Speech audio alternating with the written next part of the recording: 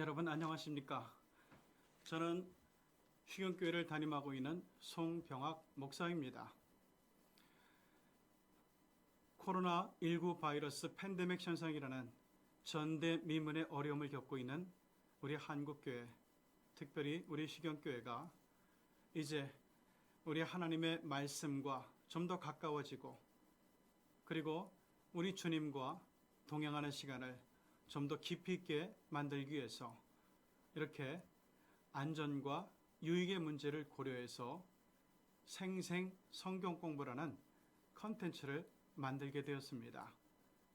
특별히 저는 계시록 7교회라고 하는 주제를 가지고 여러분을 만나려고 하는데, 정말 얼마나 생생한 성경 공부가 될지 여러분 기대하시면서 저와 함께 2000년 전에 있었던 계시록 7교회, 소아시아 지역의 대표적인 7교회로 함께 영성의 여행을 떠나가시기를 바랍니다.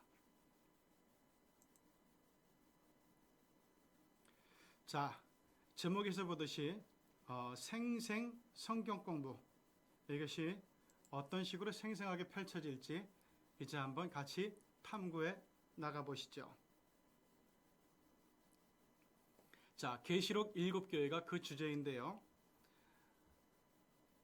이 성경 공부를 시작하면서 우리는 먼저 두 가지의 질문을 염두에 두고 함께 계시록 7교회를 진행했으면 좋겠습니다.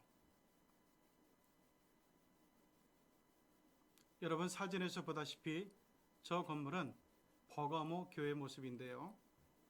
이렇게 2000년 전에 세워진 교회지만은 지금도 생생하게 그 유적지에 보존이 되어 있는 것을 보게 됩니다. 마찬가지로 이곳에 씨를 뿌렸던 성령의 음성은 지금도 살아 우리 가운데, 교회 가운데 역사하고 있습니다. 자, 우리가 꼭 알아야 될 질문들.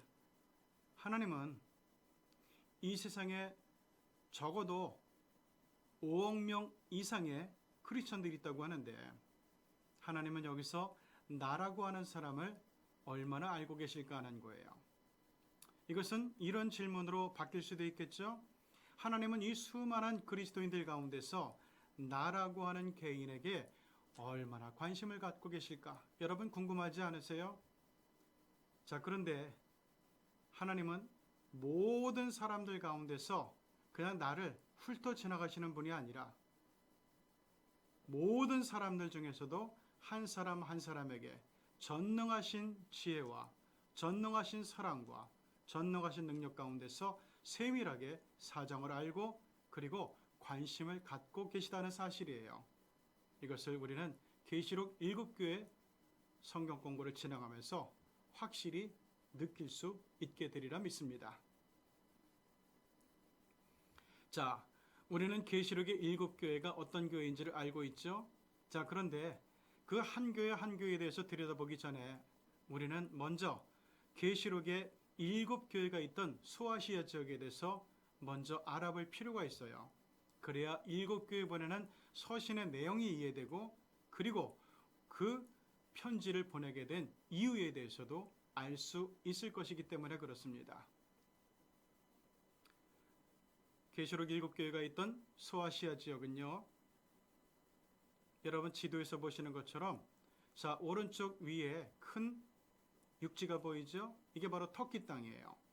자, 이 터키 땅에 왼쪽으로 쭉 가시면은 녹색 부분이 있는데, 여기가 바로 성경에서 얘기하는 소아시아 지역, 그러니까 터키의 서해안 지역이 되겠죠. 이 소아시아 지역, 서해안 지역에, 터키 서해안 지역에 성경의 이야기하는 7개 교회가 있었던 거예요. 자, 오늘날 터키의 서해안 지역, 즉 소아시아 지역은 과거 유럽 대륙에 있던 서로마 제국과 터키와 아시아 지역에 있던 동로마 제국을 이어주는 관문의 역할을 하던 아주 중요한 요충지였습니다. 그러다 보니까 두 대륙이 만나게 되고, 문화권이 만나면서 무역도 상업도 번성하게 되고 이와 더불어서 경제, 문화, 종교의 중심지로 이 소아시아 지역이 급부상하게 되었던 겁니다. 바로 여기에 소아시아의 7교회가 있었다는 거예요. 왜냐하면 이곳의 지리적 중요성을 너무나도 분명하게 인식하고 있던 바울이 이 소아시아 지역을 로마 선교의 전진 기지로 삼았기 때문입니다. 아시다시피 터키의 서해안 지역, 소아시아 지역, 그 옆에는 지중해가 있죠. 이 지중해를 건너기만 하면은 여러분 그 지도의 맨 왼쪽 위에 있는 이탈리아, 다시 말하면은 로마 제국의 본토, 로마 제국의 중심부로 바로 들어갈 수가 있는 겁니다. 그 당시에 사람들은 배를 타고 해상을 통해서 이동을 했기 때문입니다. 이렇게 성경에서도 아주 중요한 신앙의 역사를 품고 있는 터키, 특히 소아시아 지역은요, 요한계시록에 언급된 7교회가 실존하고 있던 곳이었습니다. 거기는 에베소, 서머나, 버가모, 두아디라, 사데, 빌라델비아, 그리고 라오디게아 교회가 있었습니다. 그래서 그것을 지도로 다시 보면은 아까 터키의 서해안 지역, 소아시아 지역의 해안에 제일 가까운 도시 에베소, 그리고 그 위에 서머나, 그리고 그 위에 버가모, 이 세 지역은 해안과 가까운 해안 도시였어요. 그리고 이제 내륙으로 가면서 두아디라, 사데, 빌라델비아, 라오디게아 교회가 있죠. 이 소아시아 지역은 초대 기독교의 역사 박물관으로 불리워지는 지역이에요. 그만큼 초대 기독교 유적이 아주 풍부하게 남아있는 곳이기도 합니다. 여러분, 지도에서 보는 것처럼 계시록에 나오는 7교회는 지리적으로도 서로 가깝고 그래서 상호교류가 굉장히 활발한 곳이었습니다. 그래서 사도 요한은 이 편지를 어느 한 교회만 보내는 것이 아니라 7교회에 보낸다고 이야기를 했던 겁니다. 자, 그런데 7교회에 계시록이라는 편지를 보낸 사도 요한은 그 당시에 반모섬에서 편지를 보냈다고 성경은 이야기하고 있죠. 이 반모섬이 굉장히 중요한데 소아시아에서 제일 가까운 섬, 이게 반모섬이에요. 요즘엔 거기를 파트모스 섬이라 그래요. 이 섬에 로마의 종교를 감시하는 당국자, 관원에 의해서 반모섬의 사도 요한은 유배되게 됩니다. 왜냐하면 사도 요한이 에베소에서 목회를 하고 계셨는데 이 에베소가 바로 소아시아의 중심 지역이 있거든요. 사도 요한의 메시지가 설교가 계속되면 계속될수록 점점 더 기독교가 일어나고 번성하고 흥왕하게 되기 때문에 이 말씀이 전해지는 근원이었던 사도 요한을 이 반모섬으로 유배해서 잡아 가두게 되었던 겁니다. 그래서 사도 요한으로부터 말씀이 막히게 되니까, 설교의 말씀이 막히게 되니까 소아시아 지역은 한동안 굉장히 큰 혼란과 그리고 위기에 직면하게 되었습니다. 바로 이러한 소아시아 지역의 교인들, 성도들의 신앙을 염려하면서 하나님이 주신 계시를 편지로 써서 사도 요한은 반모섬으로부터 소아시아까지 편지를 보내게 된 거죠. 자, 여러분 지도를 보시면 아시지만은 그 터키의 서해안 지역에서 푸른색 지중해인데 제일 가까운 섬이 바로 표시된 검정으로 표시된 섬 파트모스, 즉 반모섬이에요. 여기에 사도 요한이 유배돼 있었던 겁니다. 자, 소아시아 7교회는 당시 로마 제국의 박해가 집중되고 있었어요. 그것은 지리적 중요성 때문이었는데요. 그 당시 로마 제국 초기에는 이 기독교를 얼마나 심하게 핍박했는지 몰라요. 그 당시 원형 경기장에서 성도들을 죽이기도 했고요. 성도들에게 짐승의 가죽을 씌워가지고 맹수들, 굶주린 맹수들을 풀어놓아가지고 동물인 줄, 먹잇감인 줄 잡아먹기도 했습니다. 또 검투사들에 의해서 많이 희생되기도 했죠. 이렇게 기독교를 무섭게 핍박을 했는데, 그런데 소아시아 7교회, 여기가 바로 이 복음을 로마 쪽으로, 로마 제국의 중심부로 수출하고 있는 전진기지였어요. 그러다 보니까 이 소아시아 7교회를 박해해야만 했고, 여기서 더 이상 복음이 번져나가지 못하도록 아예 기독교를 박멸하려는 목적을 이 로마 당국은 갖고 있었던 거죠. 자, 그런데 이것은 로마의 제국의 입장이고, 기독교 입장에서는 여기서 기독교가 박해에 굴복하게 되면은, 기독교가 무너지게 되면은 더 이상의 복음의 확장은 불가능하게 되는 거예요. 그렇기 때문에 로마 제국은 로마 제국대로, 기독교 입장에, 기독교 측에서는, 또 초대교회 측에서는 초대교회 나름대로 목적을 가지고 이곳을, 소아시아 지역의 믿음을, 성도들을, 교회를 보존해야만 했던 겁니다. 당시 로마 제국의 핍박을 받던 초대교회에 있어서 그만큼 이 소아시아 지역이 중요했고, 이 소아시아 지역은 초대교회가 로마 제국의 핍박을 이겨내고 살아남느냐 아니면은 붕괴되느냐, 기로에 서 있는 상징적인 의미가 있었던 거죠. 그렇기 때문에 사도 요한은 세상의 소아시아 말고도 예루살렘에도 교회가 있고 그 위에 수리아 안디옥에도 교회가 있었지만 특별히 이 지역을, 로마 제국으로 복음이 확장되는 전진기지였던 이 지역을 어떻게 해서든지 보호하고 지켜야만 했던 겁니다. 그러면 사도 요한이 유배를 당해 갇혀있던 반모섬에 대해서 우리 잠깐 알아보려고 합니다. 자, 이것이 오늘날 반모섬의 전경입니다.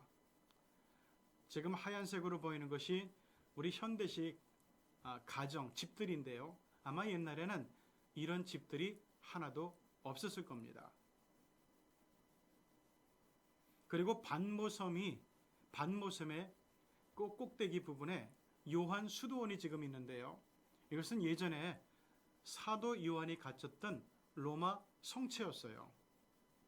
여러분 아까 지도에서 보셨지만 소아시아 지역은 옛날 로마 제국의 입장에서 볼 때는 이방 지역이었어요.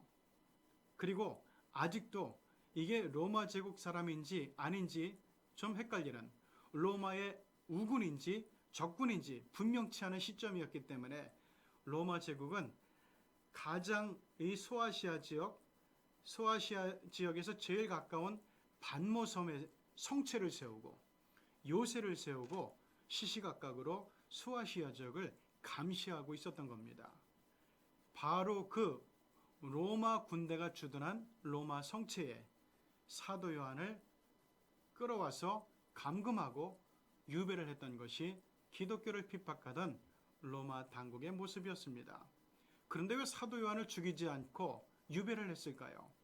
기독교는 순교의 종교죠. 순교의 피가 떨어지게 되면 걷잡을 수 없을 만큼 기독교가 무섭게 번져나가게 됩니다. 그래서 이것을 너무나 잘 알고 있었던 로마 당국은 사도 요한으로부터 복음이 나오지 않게, 하나님의 말씀이 나오지 않게 그것만 못하게 하면서, 그것만 방지하면서 사도 요한으로 하여금 복음을 위해서, 교회를 위해서 아무것도 하지 못하도록, 그리고 순교를 통해 가지고 이 복음이 무섭게 확장되지 못하도록 그런 방지책을 쓰면서 저기 로마 요새 반모섬에 있는 로마 성체의 사도 요한을 감금하게 되었던 겁니다. 자, 요한이 반모섬 성체에 감금은 돼 있었지만은, 그런데 그 아래 한 300m쯤 내려와서 요한이 기도하던 동굴이 있어요. 여기서 계시를 받았다고 해서 요한의 계시동굴이라고 불리고 있는데요. 이것이 바로 그 모습이에요. 그러니까 로마 당국자들이 반모섬에 요한을 가둔 것은 더 이상 복음이 확산되지 않도록 방지하는 차원에서 한 일이었는데, 그러다 보니까 요한이 자유롭게 성체로부터 아래에 한 300m쯤 내려오는 기도처에 와서 기도하는 것은 막지 않았던 것 같아요. 그래서 요한은 거의 하루에 많은 시간을 이 바위 동굴에 내려와서 기도를 하게 되었습니다. 여러분, 사진의 왼쪽 중간을 보시면은 바위가 깊이 패여 있는 모습이 있죠. 바로 여기가 요한이 그 머리를 넣고 기도하던 곳이고, 얼마나 요한이 여기에 머리를 박고 기도를 했는지 이 바위가 움푹 패여지고 그리고 반질반질하게 달아있는 정도예요. 옛날 교회를 위해서, 우리 하나님의 복음을 위해서 불철주야 기도하던 우리 선배의 모습, 사도의 모습이 감동적으로 느껴지는 그런 장면이죠. 그리고 그 오른쪽 위에 보면은 또 움푹 패진 곳이 있는데, 이렇게 몇 시간을 두고 무릎 꿇고 머리를 밀고 그 안에 틈에 집어넣고 기도하던 사도 요한이 일어날 때쯤이면 몸이 굳어가지고 일어날 수가 없어요. 그래서 오른쪽 바위에 있는 틈, 여기에 오른손을 넣고 부축해서 일어났던 것이죠. 그런데 지금은 오는 성지 순례자들이 하도 많이 요한의 자세를 따라하다 보니까 훼손되는 걸 방지하기 위해서 저렇게 철제로 펜스, 울타리를 만들어서 접근을 막고 있습니다. 자, 이것이 바로 요한의 기도 동굴, 그리고 나중에 계시 동굴이 되었던 동굴의 모습인데요. 위에 바위가 쪽쪽 갈라져 있죠. 그런데 이 바위가 원래는 하나로 되어 있던 반석이었대요. 그런데 그 안에 보니까 거기에 이런 전설이 내려오고 있어요. 저 바위가 갈라진 것이 요한에게 하나님의 말씀이 내려올 때 그 말씀의 힘, 말씀의 능력, 말씀의 강한 충격 때문에 바위가 갈라지게 되었다는 거예요. 그것이 요한계시록 2장 10절에도 나와요. 주의 날에 내가 성령에 감동되어 내 뒤에서 나는 나팔 소리 같은 큰 음성을 들었다. 얼마나 크고 강력한 음성이었는지 저 반석과 같은 바위가 쪼개질 정도였다는 거죠. 그래서 그 음성을 듣는 사도 요한이 놀라 자빠져서 죽은 사람처럼 됩니다. 이렇게 놀라 자빠져 있는 사도 요한에게 성령께서 하나님의 모습을 환상 중에 보여주시면서 계시록의 말씀을 전하는 장면이 성화로 묘사되어 있습니다. 자, 그런데 여러분, 이 계시의 동굴에서 사도 요한이 계시를 받고 요한계시록을 작성하는 모습인데, 그런데 오른쪽에 있는 저분은 누굴까요? 저분은 사도행전 6장 5절에서 이야기하는 초대교회 7 집사 중 하나였던 브루고로예요. 스데반, 빌립, 니가노로, 그리고 니골라, 그리고 이 브루고로, 이런 분들이 7 집사로 안수를 받게 되는데, 그때 그 중에 하나였던 브루고로 집사님이 아마 요한의 연락을 받고 왔겠죠. 눈이 어두워서 읽지도 못하고 글을 쓰지도 못하는 요한을 도와가지고 계시록을 기록하고 있는 그런 장면입니다. 굉장히 중요한 역할을 했죠. 이것도 여러분, 우리가 이렇게 현장에 가보지 않으면 이런 사실을 절대 알 수가 없어요. 그렇기 때문에 여러분, 어떻게 해서든지 우리 예수 믿는 사람들은 이 성지 순례를 통해 가지고 좀 더 생생하게, 좀 더 깊이 있게 우리 하나님의 말씀에 대해서 알고 신앙의 세계에 대해서 배우는 것이 중요하다고 생각을 합니다. 자, 이제 우리 생생 성경 공부 계시록 7교회를 공부하면서 먼저 개관을 해 보았습니다. 이렇게 소아시아 지역에 대해서 알고 7교회가 어떤 의미가 있는지, 위치상으로 어떤 의미가 있었는지를 알고 나서 7교회에 대해서 들어가 공부를 하게 될 때 좀 더 분명하게 우리는 성경을 알 수 있고, 그리고 말씀을 이해하고 깨달을 수 있게 됩니다. 그 성경에 대해서 정확히 알고 이해하고 깨닫게 되어야 또한 그러면 나를 통해서 하나님께서는 어떤 말씀을 주실까? 이거를 또한 우리가 기대할 수 있게 되고, 기도할 수 있게 되고, 소망할 수 있게 되고, 또한 깨달을 수가 있게 될 겁니다. 자, 그런데 우리 생생 성경 공부는 그냥 보고 듣는 것으로 그치지 않아요. 실제로 이 말씀을 함께 나누고 담고, 그리고 이 말씀대로 살아가려는 그런 목적을 가지고 생생 성경 공부가 지금 같이 나누고 있기 때문에 여러분 매 회마다 여러분들은 연구과제를 담당 목사님들에게 제출을 해 주셔야 됩니다. 첫 번째는 계시록의 7교회 성경 공부를 시작하면서 기대하시는 것은 무엇입니까? 하는 거예요. 여기에 대해서 답을 쓰셔가지고 보내주셔야 되고요. 두 번째, 사도 요한의 계시록 서신을 소아시아 7교회로 보낸 이유는 무엇일까요? 하는 거예요. 공부를 하신 분들은, 강의를 들으신 분들은 너무 쉽죠. 그러나 이 강의를 접해보지 못한 분들은 절대로 알 수 없는 문제이기도 해요. 여기에 대한 답을 쓰실 때 제가 친절하게 과제풀이의 예를 들어줬어요. 계시록 7교회 성경 공부를 시작하면서 기대하시는 것은 무엇입니까? 과제풀이 예, 하나님께서 오늘날 한국교회 위에 섭리하시는 뜻을 깨닫고 싶어서요. 두 번째, 사도 요한의 계시록 서신을 소아시아 7교회로 보낸 이유는 무엇일까요? 지리적으로 가까워서요. 이렇게, 이건 물론 정답은 아니에요. 이와 같이 답을 써서 제 카톡이나 제 메일로 보내주시면 되겠습니다. 제 메일 주소는 성목사@gmail.com입니다. 이제 다음 시간부터 이러한 전 이해를 가지고 계시록 7교회 본 강의로 들어갈 것입니다.